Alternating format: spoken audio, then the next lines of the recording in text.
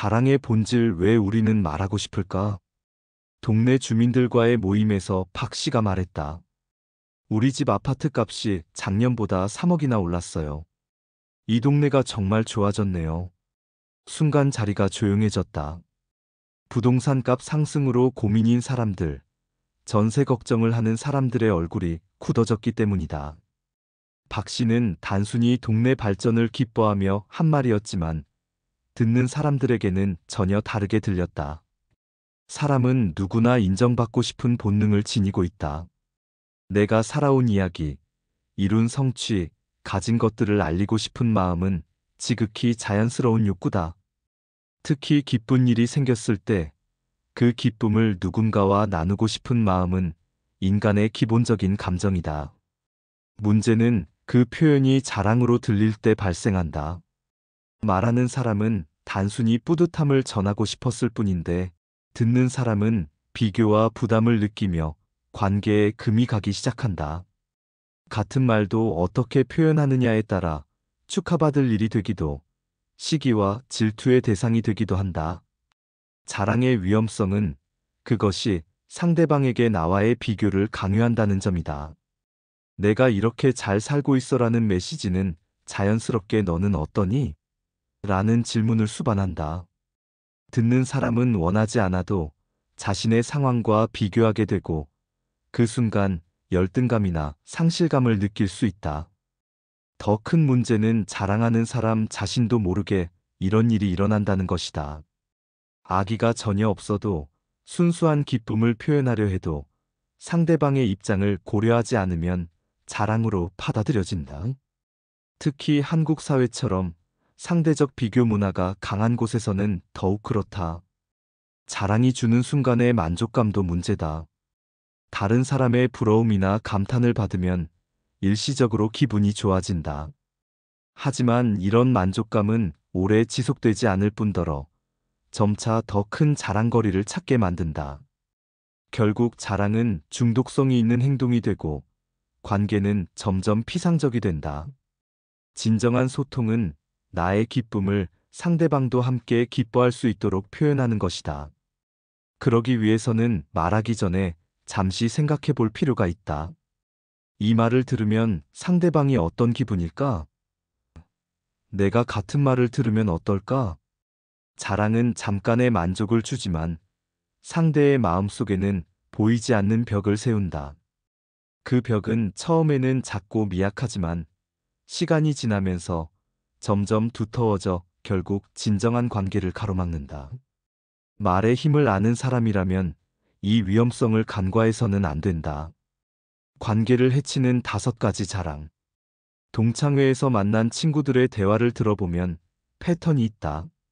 처음엔 반가운 인사로 시작하지만 시간이 지나면서 누군가는 자산 이야기를, 다른 누군가는 자녀 자랑을, 또 다른 이는 인맥 이야기를 꺼낸다. 그럴 때마다 자리의 분위기가 미묘하게 변한다. 웃고 있지만 어색하고 축하한다고 하지만 진심이 느껴지지 않는다. 사람들 사이에서 반복적으로 등장하는 자랑에는 공통된 패턴이 있다. 특히 5가지 주제는 어떤 관계든 조심해야 할 영역이다. 첫째, 돈 자랑. 우리 집 땅값이 몇 배로 올랐어. 요즘 주식으로 꽤 벌었어와 같은 말들이다. 돈 이야기는 가장 직접적으로 상대의 불안과 질투를 자극한다. 경제적 어려움을 겪고 있는 사람에게는 상처가 되고 비슷한 처지의 사람에게는 경쟁심을 불러일으킨다. 더 큰 문제는 돈 자랑을 하는 순간 그 사람의 정체성이 돈 있는 사람으로만 인식된다는 것이다. 둘째, 자식 자랑. 우리 애가 명문대에 붙었어. 딸이 의사랑 결혼해 같은 말들이다. 부모로서 자녀가 자랑스러운 마음은 당연하지만 이런 자랑은 듣는 이를 위축시킨다. 특히 자녀 문제로 고민인 부모에게는 큰 상처가 된다. 또한 자녀에게도 부담을 준다. 아이들은 부모의 자랑거리가 되기 위해 사는 것이 아니기 때문이다. 셋째, 인맥 자랑. 나 회장하고 친해. 대표가 나한테 개인적으로 연락해와 같은 말들이다. 유명하거나 권력 있는 사람과의 관계를 과시하는 것인데, 이는 자기 가치를 남에게 의존하는 모습으로 비친다. 듣는 사람은 그 사람이 아니면 너는 뭐야? 라는 생각을 하게 된다. 넷째, 건강 자랑. 난 운동 안 해도 어디 아픈 데 없어. 내 나이에 이 정도 체력이면 대단하지 같은 말들이다. 건강은 축복이지만 이를 자랑하는 것은 아픔을 겪는 이의 마음을 헤아리지 못하는 행동이다. 특히 나이가 들수록 건강 문제를 겪는 사람이 많기 때문에 더욱 조심해야 한다. 다섯째, 여행 자랑. 스페인 다녀왔는데 너무 좋더라. 이번에 유럽 한 달 여행 갔다 왔어 같은 말들이다. 여행 경험을 나누는 것은 좋지만 자랑의 형태가 되면 경제적 여유를 과시하는 것으로 받아들여진다. 여행을 가고 싶어도 갈 수 없는 사람들에게는 부러움을 넘어 상실감을 준다. 이 5가지 자랑의 공통점은 겉으로는 무해해 보이지만 실제로는 듣는 사람의 자존심을 건드리고 마음을 닫게 만든다는 것이다. 자랑하는 사람은 기분 좋은 이야기를 나누는 것뿐이라고 생각하지만 듣는 사람은 자신의 부족함을 확인받는 시간이 된다. 결국 이런 자랑들은 관계에 보이지 않는 위계를 만든다. 말하는 사람은 우월한 위치에, 듣는 사람은 열등한 위치에 서게 되는 것이다. 진정한 관계는 평등한 마음에서 시작되는데 자랑은 그 평등함을 깨뜨리는 독과 같다. 3장. 왜 가까운 사이일수록 더 아픈가? 같은 대학 동기인 민수와 철수의 이야기다. 민수는 최근 사업이 잘 돼서 강남에 집을 샀다. TV에서 연예인이 강남 집을 자랑해도 부럽긴 하지만 나와는 다른 세상이라고 생각했던 철수였지만 민수의 이야기는 달랐다. 같은 학교를 나오고 비슷한 조건에서 시작했던 친구의 성공담은 칼날처럼 날카로웠다. 나는 왜 이 모양일까? 라는 자책이 밀려왔다. TV 속 유명인의 성공담은 부러움으로 끝나지만 친구나 가족의 자랑은 곧 나 자신과의 비교로 이어진다. 이는 인간 심리의 기본 원리다. 우리는 멀리 있는 사람보다 가까운 사람과 자신을 비교하려는 경향이 있기 때문이다. 거리의 심리학에서 말하는 사회적 비교 이론에 따르면 사람들은 자신과 비슷한 조건의 사람들과 비교할 때 더 큰 감정적 반응을 보인다.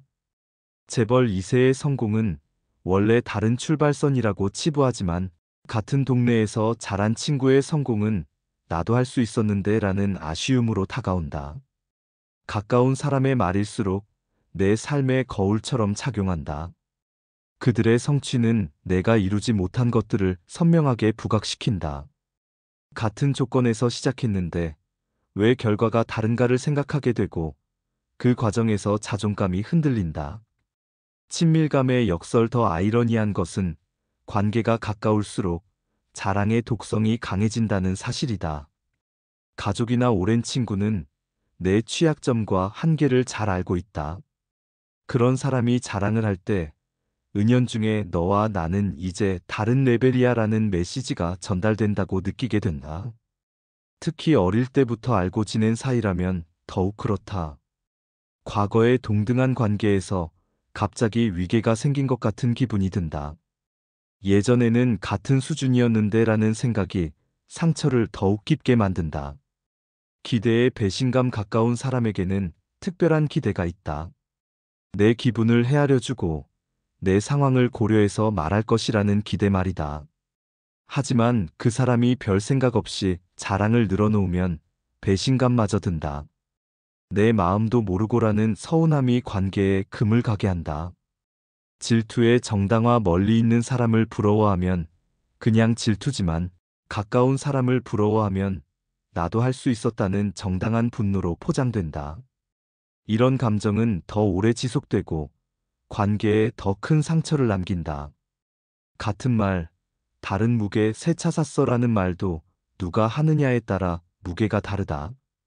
직장 선배가 하면 대단하네요로 끝나지만 같은 또래 친구가 하면 나는 언제 차를 바꿀 수 있을까라는 고민이 시작된다. 결국 자랑은 관계의 거리에 반비례해서 아픔이 커진다. 가장 가까운 사람의 자랑이 가장 큰 상처를 주는 이유다. 그래서 진정으로 사랑하는 사람일수록 자랑보다는 공감을 선택해야 한다. 내 기쁨을 나누되 상대방의 마음을 먼저 헤아리는 지혜가 필요하다. 자랑 대신 공감으로 바꾸는 지혜. 회사 동료 김 부장의 변화가 눈에 띄었다. 예전에는 우리 아들이 서울대 의대에 붙었어라며 자랑을 늘어놓던 그가 최근에는 아이가 자기 꿈을 향해 열심히 노력하는 모습이 대견해라고 말한다. 같은 기쁨을 표현하지만 느낌이 완전히 다르다. 듣는 사람들도 함께 기뻐하게 되고 대화는 더욱 따뜻해진다. 정약용 선생은 스스로 자랑하면 덕이 줄고 남이 칭찬하면 덕이 더해진다고 했다. 이는 단순히 겸손하라는 뜻이 아니라 자랑의 본질적 문제점을 꿰뚫은 통찰이다. 자랑은 나를 높이려 하지만 결국 나를 낮추고, 침묵은 겸손해 보이지만 결국 나를 높인다. 하지만 자랑을 완전히 멈추는 것이 목적은 아니다. 기쁜 일을 나누고 싶은 마음은 자연스럽고 건강한 감정이기 때문이다. 중요한 것은 자랑을 공감의 언어로 바꾸는 지혜를 배우는 것이다. 우리 집 아파트 값이 3억이나 올랐어라고 말하는 대신 요즘은 돈보다 일상의 소소한 행복이 더 크더라라고 표현해보자. 경제적 성과보다는 삶의 가치에 대한 성찰로 대화의 방향이 바뀐다.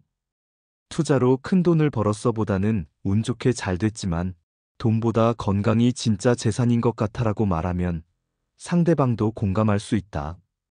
우리 아이가 명문대에 붙었어 대신 아이가 자기 자리에서 열심히 배우고 있어라고 말하면 어떨까? 성취보다는 과정을 중시하는 태도를 보이는 것이다. 딸이 의사와 결혼해보다는 딸이 좋은 사람 만나서 행복해하니 다행이야라고 말하면 직업보다 행복을 중시한다는 메시지가 전달된다. 나 회장하고 개인적으로 친해 대신 좋은 분들을 만날 기회가 있어서 많이 배우고 있어라고 말하면 관계 과시가 아니라 배움의 기회로 표현된다. 중요한 것은 누구를 아느냐가 아니라 그 만남을 통해 무엇을 얻었느냐이기 때문이다. 난 아직도 20대 체력이야 대신 하루 무탈하게 지낼 수 있다는 게 정말 감사해라고 말하면 건강을 자랑이 아니라 감사의 대상으로 표현할 수 있다. 내 나이에 이 정도면 대단하지보다는 나이가 들어도 움직일 수 있어서 고마워라고 말하면 겸손함이 느껴진다. 유럽 한 달 여행 다녀왔어 대신 여행에서 찍은 사진인데 여러분과 함께 보고 싶어서라고 말하면 자랑이 아니라 나눔이 된다. 여행의 비용보다는 그곳에서 느낀 감동이나 깨달음을 이야기하면 듣는 사람도 함께 경험하는 기분이 든다. 이런 표현들의 공통점은 나를 중심에 두지 않는다는 것이다. 내 성취나 소유를 앞세우지 않고 감사와 겸손, 그리고 상대방에 대한 배려를 담는다. 자랑을 경험의 나눔과 배움의 표현으로 바꾸면 말은 더 따뜻해지고 관계는 더 깊어진다. 진정한 소통은 내가 얼마나 잘 살고 있는지를 증명하는 것이 아니라 서로의 삶을 이해하고 공감하는 것이다. 자랑은 일시적인 만족을 주지만 공감은 평생의 관계를 만든다. 품격 있는 말, 관계를 살리는 말. 지난달 동네 경로당에서 만난 박할머니의 말이 아직도 기억에 남는다. 손자가 의사가 되었다는 기쁜 소식이 있었는데도 그분은 우리 애가 꿈을 이뤄서 기뻐하긴 하지만 당신도 참 잘 키우셨어요. 아이들이 각자 자기 자리에서 최선을 다하는 게 제일 중요하죠라고 말씀하셨다. 그 순간 모든 사람이 마음 편해하며 미소를 지었다. 같은 기쁨을 표현해도 이렇게 다를 수 있구나 싶었다. 말 한마디가 사람의 마음을 살리기도 하고 무너뜨리기도 한다. 자랑은 순간의 기쁨을 주지만 오래 남는 것은 불편함이다. 말하는 사람은 잠깐 뿌듯할 뿐이지만 듣는 사람은 오랫동안 그 말을 기억하며 위축된다. 반면 공감과 존중의 말은 관계를 단단하게 지탱하는 힘이 된다. 품격의 진정한 의미. 진짜 품격 있는 말은 나의 성취를 드러내는 것이 아니라 상대의 존재를 인정해주는 한마디다. 나는 이렇게 잘 살고 있어 보다 당신도 참 잘 살아왔어요 라는 따뜻한 말이 자랑보다 100번 더 큰 울림을 준다. 품격은 가진 것에서 나오는 것이 아니라 말하지 않는 것에서 나온다. 아무리 좋은 집에 살고 좋은 차를 타고 자녀가 훌륭해도 그것을 입에 올리는 순간 품격은 떨어진다. 오히려 그런 것들을 당연하게 여기고 언급하지 않을 때 진정한 품격이 드러난다. 관계를 살리는 말에는 공통된 특징이 있다. 첫째, 상대방을 중심에 둔다. 나는 어때가 아니라 너는 어때를 먼저 묻는다. 둘째, 비교하지 않는다. 내 상황과 상대방의 상황을 견주지 않고 각자의 삶을 인정한다. 셋째, 감사를 표현한다. 자신이 가진 것을 당연하게 여기지 않고 고마워한다. 예를 들어, 자녀가 좋은 대학에 합격했을 때 우리 애가 서울대에 붙었어라고 말하는 대신 아이가 노력한 만큼 결과가 나와서 다행이에요. 당신 아이도 분명 잘 될 거예요 라고 말한다면 어떨까? 같은 기쁨을 나누되 상대방을 배려하는 마음이 담겨 있다. 때로는 아예 말하지 않는 것이 가장 좋은 선택이기도 하다. 좋은 일이 생겨도 굳이 모든 사람에게 알릴 필요는 없다. 진정으로 나를 축하해 줄 사람들에게만 그들이 기뻐할 수 있는 방식으로 전하는 것이 지혜롭다. 특히 상대방이 어려운 시기를 보내고 있다는 것을 안다면 아무리 좋은 소식이라도 잠시 미뤄두는 배려가 필요하다. 내 기쁨이 다른 사람의 상처가 되지 않도록 하는 것, 그것이 성숙한 어른의 모습이다. 결국 말의 힘은 나를 드러내는 것이 아니라 서로를 이어주는 것에 있다. 자랑하는 말은 사람들 사이에 벽을 세우지만 공감하는 말은 다리를 놓는다. 나의 성공을 과시하는 말은 거리감을 만들지만 상대의 노고를 인정하는 말은 친밀감을 만든다. 당신도 정말 고생 많이 하셨네요. 각자 자기 자리에서 최선을 다하는 게 중요하죠. 우리 모두 나름대로 잘 살아가고 있는 것 같아요. 같은 말들이 바로 관계를 살리는 말이다. 이런 말을 들으면 사람들은 마음이 편해지고 자신도 소중한 존재라는 느낌을 받는다. 진정한 품격은 화려한 자랑이 아니라 따뜻한 배려에서 나온다. 말의 품격이 곧 그 사람의 품격이고 그 품격이 평생의 관계를 결정한다. 다산 정약용 선생은 스스로 자랑하는 자는 덕이 줄어들고 남이 칭찬하는 자는 덕이 더해진다고 하셨다. 이는 단순한 겸양의 미덕을 말하는 것이 아니다. 자랑은 마치 우물에서 물을 길어 올리려다 도리어 우물을 흐리게 만드는 것과 같기 때문이다. 공자께서 군자는 말이 행실에 미치지 못함을 부끄러워한다고 하셨거늘 하물며 자신을 드러내는 말을 앞세우는 것이겠는가. 진정한 군자라면 이룬 것이 있어도 말하지 않고 가진 것이 있어도 드러내지 않는다. 마치 깊은 산의 향기로운 꽃이 스스로를 자랑하지 않아도 향기가 저절로 퍼지는 것과 같다. 서로 다른 처지에 있는 사람들과 더불어 살아가려면 나의 좋음이 남의 부족함을 드러내지 않도록 조심해야 한다. 이는 타인을 배려하는 인의 정신이다. 내 성취를 자랑하는 것은 상대방의 마음에 가시를 꽂는 것과 같으니 어찌 어진 사람의 행동이라 하겠는가. 말이 많으면 실수가 많고 말이 적으면 후회가 적다. 자랑하고 싶은 마음이 들 때일수록 한 번 더 생각해야 한다. 이 말이 듣는 이에게 기쁨을 줄 것인가 아니면 부담을 줄 것인가를. 진정한 지혜자는 말할 때와 말하지 말아야 할 때를 구분할 줄 안다. 덕이 있는 사람 주위에는 자연히 사람들이 모여든다. 자랑으로는 사람의 마음을 얻을 수 없지만 겸손과 배려로는 진정한 존경을 받을 수 있다. 자랑을 멈추고 공감을 택하라. 나를 드러내려 하지 말고 상대를 높이려 하라. 소유를 자랑하지 말고 감사를 표현하라. 이것이야말로 사람다운 사람이 걸어가야 할 길이요. 후세에 물려줄 참된 가르침이다. 말의 절제야말로 품격의 시작이니 오늘부터라도 자랑하는 말보다는 격려하는 말을, 과시하는 말보다는 공감하는 말을 선택하시기 바란다. 오늘의 이야기는 여기까지입니다. 끝까지 시청해 주셔서 진심으로 감사드립니다. 저희는 앞으로도 정약용 철학으로 그대들에게 마음의 울림을 주고 삶의 지혜를 전하겠습니다. 응원의 마음을 담아 구독과 좋아요 부탁드립니다. 감사합니다.